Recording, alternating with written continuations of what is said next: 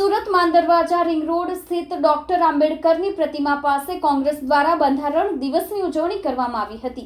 આજે 26મી નવેમ્બર ભારતનો બંધારણ દિવસ છે। આ દિવસે ભારતીય બંધારણને અપનાવવાની યાદમાં ઉજવવામાં આવે છે। આ વર્ષે આપણે ભારતીય બંધારણ અપનાવવાની 75મી વર્ષગાંઠ ઉજવી રહ્યા છીએ। બંધારણ સભાએ 26 નવેમ્બર 1949ના રોજ બંધારણ સ્વીકાર્યું। બાદમાં તેને 26મી જાન્યુઆરી 1950ના રોજ લાગુ કરવામાં આવ્યું હતું। સામાજિક ન્યાય અને અધિકારિતા મંત્રાલયે 19 નવેમ્બર 2015માં રોજ એક નોટિફિકેશન બહાર પાડ્યું હતું। એવું કહેવામાં આવ્યું હતું કે 26 નવેમ્બરને દર વર્ષે બંધારણ દિવસ તરીકે ઉજવવામાં આવશે।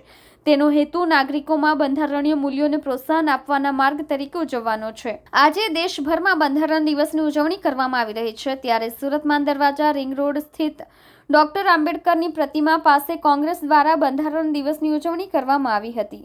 આજ રોજ ભારત દેશનો બંધારણ દિવસ છે। ભારત દેશનું બંધારણ 1949 26મી નવેમ્બરના રોજ સરકારમાં રજૂ થયેલો અને તેનો અમલ 26મી જાન્યુઆરી 1950ના દિવસે કરવામાં આવેલો હતો।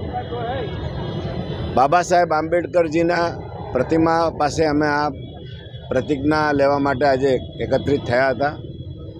જે બંધારણના નિર્માતા, જે બંધારણના રચયિતા, આપણા બંધારણના જે મુખ્ય વિધાતા કહેવાય, કહીએ તો ખોટું નથી, એવા બાબા સાહેબ આંબેડકરની પ્રતિમા સમક્ષ સુરત શહેર કોંગ્રેસ સમિતિ અને તેમના તમામ આગેવાન મિત્રો, કાર્યકર્તાઓ, સાથીઓ સાથે આજે અમે આ બંધારણના રક્ષા માટે, આ બંધારણની સાથે કોઈપણ પ્રકારની સરકાર છેડછાડ કરે એવા ભય સતાવી રહ્યો હોય તેની સામે અમે પ્રતિજ્ઞા લીધી હતી। કારણ કે આ દેશમાં બે પ્રકારના કાયદાઓ અત્યારે નિર્માણ થઈ રહ્યા છે, એક ગરીબ કાયદો અને એક અમીરો માટેનો કાયદો। અને આપ જોઈ શકો છો કે ચીફ જસ્ટિસ ઓફ ઇન્ડિયા, જે અત્યારે ચંદ્રચૂડ, જેને આપણે ખૂબ મહાન, ખૂબ એને શું કહે કે ન્યાયનો વિધાતા કહેતા હતા, તે વ્યક્તિએ પણ એવું સ્ટેટમેન્ટ આપવું પડ્યું કે ચીફ જસ્ટિસ, સુપ્રીમ કોર્ટના જજોએ રાજકારણમાં જોડાવું ના જોઈએ। એ કોઈક અંશે ઇશારો કરે છે। તો એવા સંજોગોમાં કોંગ્રેસ પક્ષ આ ગરીબોને ન્યાય આપવા માટે, તમામ જાતિ, ધર્મ, ભાષાને ન્યાય આપવા માટે, એ લોકોના જે હકો અને અધિકારો છે એમાં કોઈ પણ પ્રકારનો છેડછાડ ના થાય તેની અમે પ્રતિજ્ઞા લીધી છે।